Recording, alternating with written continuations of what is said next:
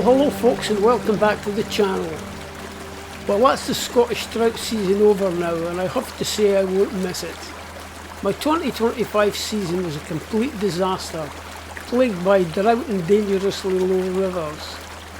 After a very dry winter, there followed an even drier spring and summer that almost emptied the reservoirs here in the east. The low spring flows allowed invasive ranunculus to take over our local river, which just added to the woes and left vast stretches unfishable. I also had an accident in the late spring when I was out wood cutting and I couldn't drive for weeks, let alone fish. I shot the drone footage in the video introduction just a week before the end of the season, and as you can see the river is in a pitiful state. We did have some rain early September, so believe it or not, before that rain it was even worse than this. I'm going to have to think about whether or not it's worth continuing to fish this river, because low flows are only part of the problem.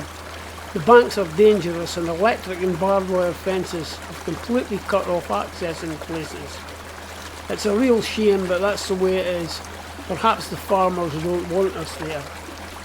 I had planned to fish the small remote hill stream on your screen now in the summer, perhaps try Tinkara. I know there are trout in there, but look at it, it's not far from drying up. Basically that was the story of 2025. Perhaps next year will be better. Anyway, that's all I'm going to say about 2025. It's time to forget it and move on. During the summer I posted on the channel community page that I might narrate a few remote country wild fishing articles I wrote in the distant past and present them here as videos. There would be no actual video, of course, or at least none from the time of originally writing, but plenty of photos. A kind of illustrated talk, really. These trips took place before shooting personal video with action cameras was practical or even possible. Anyway, this idea was supported by those who responded. Please bear with me on the pronunciation of the Gaelic place names. I'm certainly no native speaker, and many of the names and places come from the extinct Braemar Gaelic dialect, so there is no reference. Constructive corrections in the comments would of course be welcome. Anyway, here's the first article. If it's well received, I'll do a few more over the winter.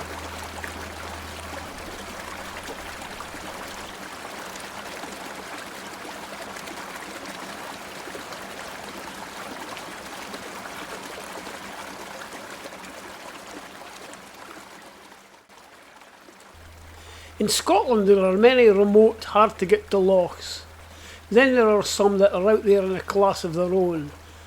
Loch Nan Stuirteag most definitely falls into this latter category. With a 10-mile walk-in over rough and often boggy terrain and a climb of over 2,000 feet, now that's not including the many ups and downs in between, a visit to this loch is for the fit, keen or stupid only. I have to be honest at the outset and say I did not catch a damn thing when I visited this wonderful area of Scottish montane tundra. So if you're only interested in fish catching triumphs, you can switch off right now. If however you are interested in reading about a bit of modest exploration in remote wild country, then please keep watching. The more astute may have noticed I use the term exploration rather than fishing. This is in order to avoid deep philosophical discussions or heated arguments over whether or not I was actually fishing. To my mind, use of the infinitive to fish assumes there are fish present. There has to be, otherwise you're not fishing. If you cast a fly over a puddle in the road, this looks like fishing, but clearly it isn't. No more than is practice fly casting on grass. Now, I am not arrogant enough to claim that just because I caught nothing at Loch Nan Stuirteag means that there are no fish there, but I honestly believe there are very probably none. Stay tuned to discover why. Loch Nan Stuirteag on Moor is Loch of the Black-Headed Gulls in the now extinct Braemar dialect of Scottish Gaelic. Something now lost forever as the last speaker, Mrs. Jean Bain, passed away in the 1980s.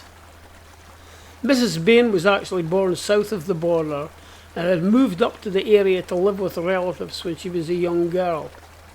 Never a fully fluent native speaker, but she picked up a large Gaelic vocabulary, including many of the unique local dialect words, Gaelic place names, and most importantly, the correct local pronunciations. Much of this was recorded and saved by well-known cairngorms lover, conservationist and biologist, the late Dr. Adam Watson. There are no black-headed gulls there now, just a very small colony of common gulls on a tiny island. I think they may have been surprised to see me. This loch lies over 2,800 feet above sea level. This is not high by alpine standards, but Scotland's latitude ensures that the climate and terrain are Arctic in nature. Make no mistake, this is wild tundra. The gulls must have a thin time of it. One Friday evening, it was June the 8th, 2007, the dog and I left the National Trust for Scotland car park at Linnev D, west of Braemar, at 6:20 p.m. Even with a 20-kilogram pack full of camping gear and a few items of fishing tackle, I made good time, and I was at the White Bridge in 50 minutes. It was a grand evening. This was the last decent spell of weather we were to have during the dreadful summer of 2007, but fine hot weather can be a double-edged sword, and so it proved to be later in the trip. Every stream I crossed, right down to the tiniest, seemed to have small trout or salmon parr rising in them. Even in the small rock pools of a tiny cascade coming down from the high plateau, there were one or two tiddlers jumping at flies with enthusiasm. The Wain follows the course of the Upper Dee, one of Scotland's most famous salmon rivers. About halfway between Linnev Dee and White Bridge, there lies on the far side of the river, on a green fertile sward, the ruins of the old settlement of Dubrach. The Braemar area was a Jacobite stronghold, and after the 45 there was a garrison of English soldiers stationed here, one of whom was murdered on the hillside up the Alt Christie. The last remaining occupant of Dubrach was Peter Grant, locally known as Al Dubrach. He lived until he was 110 and was the very last of Bonnie Prince Charlie's Jacobite fighters. In 1822, at the age of 108, he was introduced to King George IV, direct descendant of the Hanoverian wee-bit German laddie. The king took him by the hand, saying, "You are my oldest friend," and Peter replied, "Na, your majesty, I'm your oldest enemy." Hundreds attended the funeral of this great Deeside character in 1824, headed by pipers playing "Wha Wouldn't Affect for Charlie." There is so much wonderful local history in these now remote and lonely glens. Each pile of stones tells its own story. Much of the information I have comes from the various writings of Dr. Adam Watson and Seaton Gordon, both cairngorm stalwarts, and both sadly no longer with us. Heading on up Glen Dee by the track on the south side of the river, I noted the Dee at this point, starting at the Kistye, which is the chest of Dee, and for about a further half a mile up the glen was a series of small falls and long deep pools. It looked tantalising. I would walk back down here on Saturday after fishing Loch Nan Stuirteag, camp and chuck a dry fly over these pools for an hour or two on Sunday morning. That was the plan anyway. The walk up Glen Dee is interesting. Soon the impressive hill, the Devil's Point, comes into view, and the path is good and well drained. Incidentally, Devil's Point is not an accurate translation of the Gaelic pod and javine. That would be the devil's penis. Perhaps John Brown was too embarrassed to give Queen Victoria an accurate translation as they rode through the Larrigrue together on their ponies. And anyway, the name Cock of the North was a title already taken by the 4th Duke of Gordon. With the heavy pack and the outrageous humidity and heat, I become aware of a slight twinge on the ball of my right foot. Never mind, stop for 10 minutes, cool the feet off in a burn, tape it up and away again. No sign of a blister. I had to stop a few more times to attend to the feet, and sure enough, by the time I got to my campsite in Glengushican, below the Devil's Point, I had a fair blister to nurse. I had passed several small feeder burns and small loch-ins on the way, and noticed good olive hatches with fish rising, especially on the loch-ins. The path deteriorates about halfway up the glen and soon becomes purely drained and very hard going. The walk in to this point had taken about 3 hours. My campsite was about halfway to the loch beside the Gushican burn, one of the Dee's more important salmon spawning burns, and it was delectable. Right below the Devil's Point, a much underrated hill in my opinion. Were this peak more accessible, it would be rated up there with Scotland's finest. It is magnificent, especially in the early morning light with rolling mists. The midges were out, not millions, but enough to warrant a good application of DEET. Bloody annoying, they don't usually appear in the cairngorms until well into June. The good spring had its disadvantages. A good night's sleep with an impeccably behaved dog followed. I was up at 7:30 a.m, breakfasted, fishing gear sorted, and away before 9. Glen Gushican, Glen of the Pinewood, is the finest high-level glen in the Cairngorms. It is superb. It's infrequently visited, wild with massive slopes on each side, gigantic slabs running with water, and magnificent high corries. The finest of these corries is Corrie Can of Fian, quarry of the Battle of the Fingalians, the heroes of Celtic legend. It lies right under the summit of Ben Broughton, itself named after Fian's hunting hound Brodden. It's clear that this area once held some special significance to local people. It's sad all of these past connections are now lost. A healthy and vibrant community is required to keep stories and legends alive. Even at this early hour the heat was oppressive. The glen was like an oven. The path up to Loch Nan Stuirteag is mostly overgrown, steep and very hard going. It is a fair climb. The loch lies over 2,800 feet above sea level. After much grunting, sweating and cursing, I crossed the final rise and there it was. The feeling of elation was overwhelming. Even the dog was excited. She seemed to sense this is what we had come all this way for. The setting really is Arctic. True tundra, wild, remote, and not a beer bottle or an empty can to be found anywhere. After refreshments and a rest, I tackled up. A bright heavy fly on the tail, a bibio on the dropper. As soon as I started fishing, I was sure I was not going to catch anything. The loch is very shallow. With Polaroids I could see it was shallow all over. I doubt if there are any areas deeper than about 6 feet. It has a decent weed growth and looks like a Caribbean lagoon.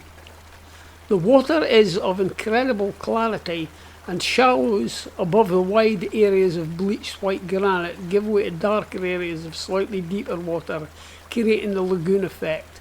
The water was not at all cold. I fished all around the loch, and even on the occasions it fell calm, there was no evidence of fish, despite reasonably abundant fly life on this very warm day. There are records of trout here in the past. Dr. Aaron Watson and others saw fish rising many decades ago, and local keeper Willie Grant claimed to have caught trout in the 1940s. It may be this loch was seeded with fish in the 19th century during the Victorian sporting era. There was a friendly rivalry between estates, who had the biggest stags, the highest trout, etc. But perhaps not. The fish may have died out, or there may still be a few. I didn't see any in what were really pretty much ideal conditions.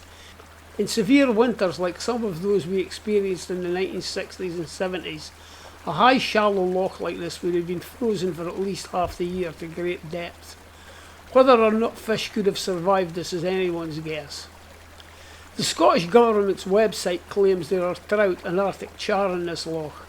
Well, far be it from me to argue with His Majesty's fisheries scientists, but I do wonder if any of them have actually been up here to check. In my opinion, this loch is far too shallow to be typical char habitat. My other great interest in the hills is alpine flora. Not much to note here on the poor acidic granite. I was just a touch early to find Loiseluria procumbens in flower, a wonderful dwarf azalea making mats a foot or more wide, but no more than 1/4 of an inch high, and a sight to behold when in flower, covered with small stars and all shades of pink and occasionally white. The plants I found were covered in buds and would have been magnificent a week or so on. There were a few cloudberry, that's Rubus camimoris, plants in flower.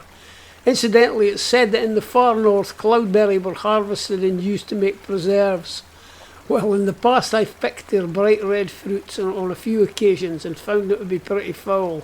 It was only later I discovered that ripe cloudberries are not red, they're yellow. Well, you live and learn.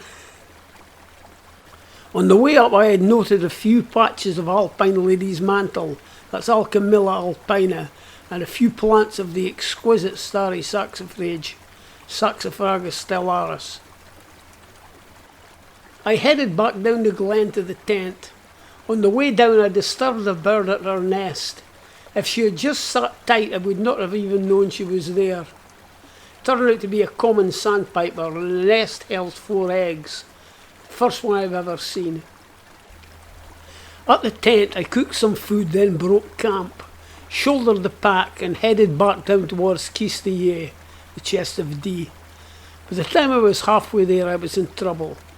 Both feet were now in bad shape. The boots I was wearing were a disaster that had caused me problems since the day I bought them. A pair of lightweight Scarpa Gore-Tex boots that I had persevered with time and time again, thought I had them broken in, but it was now obvious they were never going to be comfortable. I binned them when I got home. The extreme heat and sweating, coupled with the long distance and outrageous pack, had my feet looking like 2 tins of corned beef. Frequent stops, boots off, feet in burn. This brought some relief. It was clear by now that I had best keep going while I could. To camp and risk not being able to walk out on blistered feet the next day was not an option. Fishing the Dee with sore feet would not have been much fun anyway. Another problem was dehydration. All the burns, except one, were tepid and foul to drink. I had not taken nearly enough liquid. If I could have got my hands on the bastards who discontinued Cremola foam, I would have murdered them. I got back to the car at Lunedee at 7:30 p.m, feet killing me. I headed down to Braemar and absorbed gallons of Fanta and orange juice. A fishless expedition, but one I would not have missed. Quite wonderful country. There is a tendency to think of the Cairngorms as just shapeless big hills. They are anything but. The scale of the landscape, the remoteness and the terrain are quite awesome. So will I be back to Loch Nan Stuirteag? I doubt it, there are just so many other places to go, and I'm not getting any younger. There is another loch a few miles to the west of Stuirteag, Loch Nan Knappen, a touch lower, so it just might have fish in it. Any takers out there? So anyway, to finish I thought I'd do a quick round of a few of the other Cairngorm lochs, and pass on what I know about them, which is not a huge amount to be honest, but you might find it interesting anyway. These are wonderful places which are worth preserving, and the best way to do that is to make sure enough people are aware of their unique value. By the way, it's worth mentioning that I seldom give exact locations of fishing spots for obvious reasons. No one wants to see these places get hammered, littered and trashed. But to be honest, these Cairngorm lochs have the best protection possible, and that's a need for many, many long, hard miles of self-propulsion in a lazy society. That's more effective than miles of razor wire and a pack of starving Rottweilers. I have circled and numbered the lochs on the map that is now on your screen, and will discuss them individually. Number 1, Loch Nan Stuirteag. We've just been there. It has past records of fish, but I certainly saw none. That's just one visit though. Give it a go and see how you get on. Number 2, Loch Nan Knappen. Much the same height as number 1, but even more remote. I've never heard or read of any fishy connections there, so now's your chance to become a real pioneer and be the first recorded to cast a fly on the water. Number 3, Loch Nan. one of the many Cairngorm green lochans, sitting 3,059 feet above sea level, right below the Angel's Peak. A bit of a trudge to get to, but a fine location. No records of any fish being caught here. However, back in the 1930s or 40s, the naturalist Seaton Gordon recorded that he and a companion took some small trout from the infant River Dee in the Larrigrue and released them in this loch. Seaton didn't mention ever returning to see what happened to them. Number 4. Loch Corrian Lochan. Literally the loch of the Corrie of the Loch. North facing at 3,320 feet above sea level on Briarreach. Frozen for months at a time. No records of fish here, and a friend of mine fished it in good summer conditions a few years ago and saw neither fish nor fin. Number 5. Loch Nan, another of the Cairngorm green lochans, sitting 3,186 feet above sea level on Ben Macdui. High, cold and east facing. No records of this loch ever having been fished. I visited it in high summer many years ago. Plenty of reindeer grazing on the banks, but no sign of any fish rising. Decades ago, a now late friend of mine and a great hill man witnessed a massive slab avalanche here, bringing down masses of snow and rock from Ben Macdui, enter the loch on the west bank below the cliffs and re-emerge on the east side. Any fish in the path of that would have had quite a headache. Still, it might be worth a cast, and it's a very special place to be. There's far more to fishing than catching fish. Number 6. Loch Etchican, a very famous loch and the highest large sheet of water in the UK, 3,089 feet above the level of the distant sea. There are lots of records of trout being caught here. Way back in the day there was even a boat on it. Apparently the mooring ring is still there if you know where to look for it. It may be this loch was stocked during the Victorian sporting era. Seaton Gordon often mentions the large trout of this loch in the 1920s and 30s.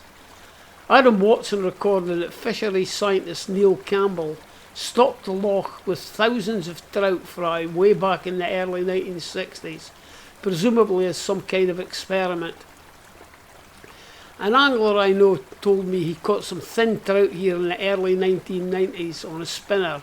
I've never fished it myself, although I have lost count of the many times I've been up there. It's a fair trek for sure.